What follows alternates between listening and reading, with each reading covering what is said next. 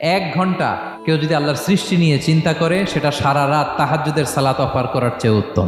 আমরা অনেকে মনে করি শুধু তাসবিহ পড়াই ইবাদত, শুধু কোরআন তেলাওয়াতই মনে হয় ইবাদত, শুধু কিয়ামুল লাইল করা ইবাদত। কিন্তু বিশ্বনবীর সাহাবী, যিনি ইসলাম আমাদের চেয়ে ঢের বেশি বুঝেছেন, তিনি বলেন আল্লাহর এই সৃষ্টি শৈলী, এই সৃষ্টি নৈপুণ্য নিয়ে 1 ঘন্টা চিন্তা করা, ক্রিটিক্যাল থিঙ্কিং করা, সারা রাত নফল তাহাজ্জুদের চেয়েও সেরা। সূরা আলে ইমরানের 190 নম্বর আয়াতে আল্লাহ তাআলা বলেছেন, যারা আকাশ বাতাস পৃথিবী সৃষ্টি নিয়ে চিন্তা করে এবং সর্ব অবস্থায় আল্লাহ তাআলার জিকির করে এবং তারা তাফাক্কুর করে, ক্রিটিক্যাল থিঙ্কিং করে এবং তারা বলে মা খালাকতা হাযা বাতিলা, হে আল্লাহ তুমি অনর্থক কিছু সৃষ্টি করো নাই।